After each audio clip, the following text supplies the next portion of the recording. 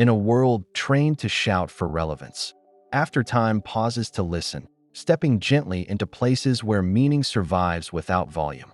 This journey begins not in spectacle, but in restraint, where cities breathe instead of roar and progress moves without urgency. Here, silence is not emptiness, but texture, shaping thought, emotion, and identity over time. New Zealand offers this quiet not as an escape, but as an invitation to slow the pulse, soften the edges, and notice what modern life often drowns out. In the spaces between sound and stillness, AfterTime explores how environments shape people long after the noise fades, revealing what remains when excess steps aside. At peak hours in Auckland and Wellington, the city awakens without raising its voice, a contrast first noted by urban researchers as early as the late 1990s when New Zealand's largest cities began expanding without adopting the aggressive density seen elsewhere. Even during morning rush periods, traffic hums rather than blares, pedestrians move with measured pace, and public spaces maintain an unusual calm for cities of their size. Low-rise skylines dominate the horizon, shaped by planning decisions dating back to the 1950s that intentionally limited vertical congestion, preserving sightlines to water, hills, and sky. From the outset, these cities chose coexistence with landscape over domination of it, setting a tone that still governs daily life decades later. Wide streets, coastal buffers, and generous green corridors absorb movement instead of amplifying it, a design philosophy reinforced during major urban planning revisions between 1985 and 2005. Sound dissipates across open air rather than ricocheting between towers, and the presence of nature remains constant even in central districts. Parks interrupt commercial zones, wind carries noise away, and distance creates space for reflection. This physical restraint subtly shapes human behavior, encouraging softer speech, fewer abrupt gestures, and an unspoken respect for shared calm. The city feels alive, but uncompetitive, moving forward without demanding attention at every moment.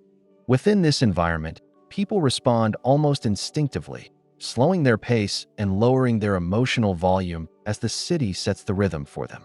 Visitors often notice this immediately, sensing a difference they cannot fully name, while locals absorb it as normality shaped over generations. Silence here is not the absence of life, but its measured presence, a quiet agreement between space and society. The city functions fully, efficiently, and continuously, yet it refuses to shout, proving that urban vitality does not require constant noise to be real. New Zealand's geography quietly engineers the mental atmosphere of its cities, a relationship scholars began documenting as early as the 1970s when environmental psychology studies linked landscape openness to reduced cognitive strain. Hills rise gently around Auckland and Wellington, coastlines remain exposed, and wind moves freely through urban corridors, carrying sound away rather than trapping it. Unlike dense metropolitan centers where noise rebounds endlessly between concrete walls, here it dissolves into air and distance. The open sky acts as a ceiling that never presses down, while water and terrain interrupt acoustic buildup before it can overwhelm. From the beginning, the land itself absorbs pressure, shaping cities that breathe outward instead of closing in. As urban noise dissipates, something unexpected happens inside the people who live there. Without constant sirens, horns, and layered chatter, attention turns inward, a phenomenon observed by social researchers in the early 2000s studying New Zealand's unusually low urban stress markers. Thoughts become louder, emotions more noticeable, and mental habits harder to ignore. For locals, this internal awareness becomes regulation, a steady calibration learned over time, while visitors often feel unsettled by the sudden absence of distraction. Silence removes camouflage, revealing anxieties, restlessness, and unresolved thoughts that louder environments normally conceal. The mind, no longer shielded by noise, begins to reflect itself back to the person living within it. This effect explains why quiet in New Zealand feels active rather than passive, confronting rather than comforting. Between the 1990s and 2010s, immigration studies repeatedly noted that newcomers described an initial discomfort followed by gradual emotional adjustment as their nervous systems adapted to calmer surroundings. Locals, shaped by this spatial psychology from childhood, experience the same quiet as balance rather than void. Space does not overwhelm the mind here. It steadies it, setting a baseline where emotional regulation becomes habitual. In this way, geography becomes more than backdrop. It becomes a silent teacher, turning quiet into a mirror people did not expect to face. Beneath New Zealand's quiet cities lies a cultural code shaped long before modern urban life took form, rooted in values that solidified during the early 20th century as the nation defined itself apart from colonial hierarchy. The concept known as the tall poppy syndrome emerged prominently by the 1930s, discouraging overt self-promotion and rewarding humility over display. Success was respected, but only when carried lightly, without spectacle or dominance. This mindset filtered into everyday interactions, shaping how people spoke, moved, and occupied space. Conversation became measured rather than competitive, presence calm rather than performative, creating cities that felt emotionally level instead of socially charged. In daily life, there is little pressure to dominate conversation or command attention, a pattern sociologists began formally observing in New Zealand workplaces and schools during the 1970s. Interruptions are rare, voices stay even, and pauses are allowed to exist without being hurried or filled.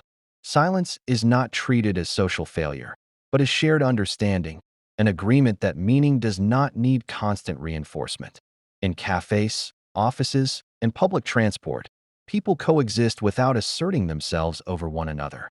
This collective restraint removes friction from social space, allowing cities to feel calm, not because activity is absent, but because ego is subdued. Over time, this cultural understatement shapes the emotional tone of urban life itself. Without constant comparison or performance, stress softens, and social environments lose the sharp edges found in louder cultures. Studies from the 1990s onward noted lower rates of social anxiety linked to public performance among New Zealanders compared to other Western nations. Cities feel balanced because people are not competing to be seen, heard, or validated at every moment. The loudest thing missing is not sound, but the need to announce one's existence, allowing quiet to become a shared language rather than an empty space. For immigrants and travelers arriving in New Zealand, the first encounter with its quiet can feel disorienting, a sensation documented repeatedly in migration studies from the early 2000s that tracked emotional adjustment among newcomers. Accustomed to cities where stimulation never pauses, many experience a form of sensory withdrawal as familiar noise disappears. Streets feel wider than expected, evenings feel longer, and the absence of constant background sound creates an unexpected void. What was once filtered out by traffic, crowds, and digital noise suddenly has space to surface. Silence, at first, feels empty, even lonely, not because something is missing, but because nothing rushes in to replace it. In this early phase, stress does not vanish, it reveals itself. Without distraction, unresolved tension rises into awareness, and emotions that were once buried beneath urgency begin to press forward. Researchers studying nervous system responses between 2005 and 2015 observed that newcomers often report heightened anxiety during their first months, not from overload, but from stillness. The body, trained to operate in constant stimulation, struggles to downshift. Sleep patterns fluctuate, restlessness appears, and the mind searches for noise as reassurance. Quiet does not soothe immediately, it confronts, asking questions people are not used to hearing in the absence of sound. Over time, however, something shifts. As weeks turn into months, nervous systems begin to recalibrate, learning that calm does not signal danger. Stress that once surfaced sharply starts to soften, replaced by steadier emotional rhythms and improved regulation. Studies tracking long-term migrants after 2 years show reduced cortisol levels and improved mental clarity compared to their early arrival period. The body adapts to the environment it inhabits, and stillness becomes familiar rather than threatening. In New Zealand, quiet reveals itself not as comfort offered freely, but as balance earned gradually, reshaping those who remain long enough to listen. Quiet begins to give back in ways that are subtle but unmistakable, reshaping how attention settles and how emotions are carried through the day. In New Zealand cities, where background noise rarely competes for dominance, focus deepens naturally, allowing thoughts to complete themselves without interruption. People speak more slowly, not from hesitation but from presence, choosing words with care rather than urgency. This measured pace regulates emotion, softening reactions before they harden into stress, and over time, patience becomes less an effort and more a habit formed through repeated calm.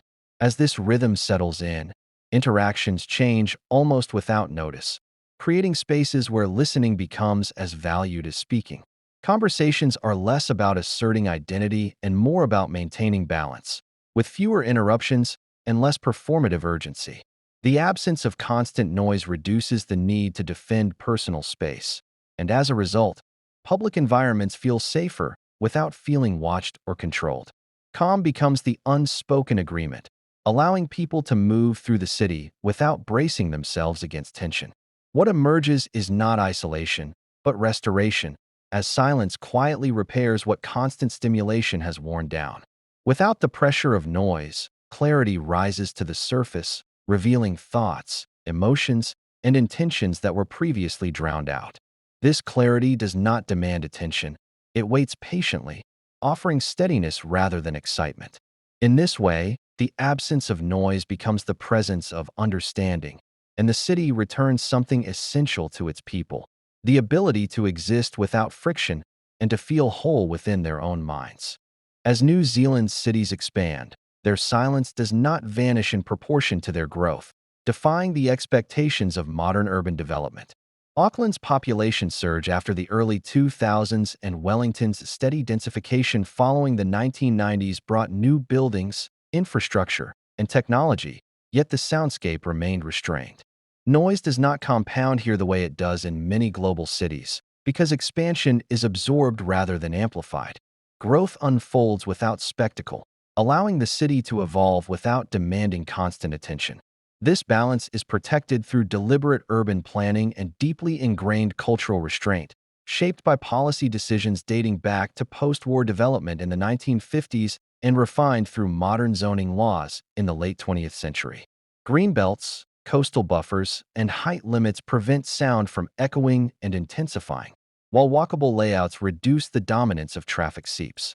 Cultural expectations reinforce this design, encouraging moderation in behavior and discouraging excess display. Together, these forces form a quiet architecture that shields calm even as populations increase. What results is a version of modernity that does not rush to prove itself, where progress moves forward without urgency or noise. Technology integrates gently, infrastructure upgrades occur without theatrical disruption, and daily life continues at a measured pace. The city becomes a place where advancement is felt rather than announced, and where improvement does not require volume. In this environment, progress arrives quietly and stays that way, preserving silence as an enduring feature rather than a fragile luxury. Long-term residents of New Zealand rarely recognize how deeply silence has reshaped them, because the transformation happens gradually, woven into ordinary days rather than marked by dramatic moments. Years of living within calm cities like Christchurch after its 2011 rebuild or Wellington through its steady post-1990s growth slowly recalibrate expectations of pace, volume, and attention. Speech softens, movements become less hurried, and patience expands without conscious effort. The change is not adopted as a philosophy, but absorbed as habit until quiet becomes the background against which life feels normal. This shift becomes most visible when residents travel abroad or return to louder environments in the United States, Europe, or densely populated parts of Asia. Airports feel overwhelming, streets seem hostile, and everyday noise, sirens, conversations, traffic, registers as intrusive rather than neutral. What once passed unnoticed now feels aggressive, pressing against the senses and demanding response. The nervous system, long adapted to lower stimulation, reacts with fatigue and irritation, revealing just how profoundly silence has rewired perception. Over time, this altered sensitivity reshapes identity itself, redefining what feels tolerable, humane, and necessary for well-being. Silence stops being something noticed and becomes something assumed, a baseline state from which comfort and safety are measured. Loudness elsewhere no longer signals energy or excitement, but imbalance. In this way, New Zealand's quiet does more than shape cities. It reshapes people, subtly teaching them that being human does not require constant noise, only enough space to breathe, listen, and exist without strain. New Zealand's quiet is not an accident of geography or a side effect of isolation. It functions as a philosophical statement shaped over decades of cultural choice and social restraint. From the mid-20th century onward, as the nation urbanized without the pressures of extreme population density, its cities evolved with an unspoken belief that enough is sufficient. Streets widened without demanding spectacle. Public spaces invited presence rather than performance, and daily life settled into a rhythm that resisted excess. This quiet does not signal absence or withdrawal, but confidence, an understanding that life does not need to announce itself to be meaningful. Crucially, this silence is not anti-growth or anti-people, but firmly anti-excess. New Zealand has expanded its infrastructure, welcomed immigration waves since the 1980s, and modernized its economy without allowing noise, speed, or intensity to dominate its social fabric. Growth arrived, but it was measured. Ambition existed, but it was moderated. Cultural values discouraged overstimulation and rewarded balance, allowing progress to occur without eroding emotional space. In this way, the country avoided a trap common in many Western societies, where expansion often equates to louder cities, harsher rhythms, and constant sensory demand. In a world increasingly defined by volume, where attention is chased, visibility is currency, and noise is mistaken for relevance, New Zealand quietly chooses another path. It listens instead of competing, observes instead of interrupting, and allows silence to hold meaning rather than discomfort. This choice reshapes how people move, speak, and relate to one another, creating a society where calm is not weakness but clarity. The sound of enough is not silence alone. It is restraint, awareness, and the rare wisdom to know when nothing more is required. As we trace the quiet architecture of New Zealand's cities and the emotional landscapes they create, a larger truth comes into focus. Silence here is not emptiness, but intention. From the restrained hum of Auckland and Wellington to the cultural norms that discourage excess, every layer of this society reinforces calm as a shared value. Geography absorbs sound, urban planning resists congestion, and social behavior avoids unnecessary performance, allowing daily life to unfold without constant pressure. Over time, this environment reshapes the nervous system, softens stress responses, and alters how people perceive safety, connection, and presence. What initially feels unfamiliar to outsiders slowly reveals itself as a form of regulation, one that steadies the mind and restores balance in ways louder cities rarely permit. This quiet does not demand attention, yet it leaves a lasting imprint. Those who live within it often don't notice the change until they step outside it. When noise elsewhere feels intrusive, hurried, even aggressive, the silence becomes a baseline, subtly rewriting expectations about pace, communication, and self-worth. In New Zealand, value is not measured by volume, urgency, or visibility, but by sufficiency, by knowing when enough has been reached. This philosophy stands in quiet contrast to much of the modern world, where constant stimulation is normalized and stillness is treated as absence rather than presence. Here, calm becomes a form of strength, and restraint becomes a cultural language understood without being spoken. This is the deeper story AfterTime seeks to explore: how environments shape us, how cultures speak through silence, and how time itself feels different when life is not lived at full volume. If this journey through New Zealand's quiet cities resonated with you, take a moment to like this video, subscribe to AfterTime, and share it with someone who might need a pause from the noise. Your support helps us continue telling thoughtful stories about the unseen forces shaping our world. Until next time, stay curious, stay observant, and remember, sometimes the most powerful truths are the ones spoken softly.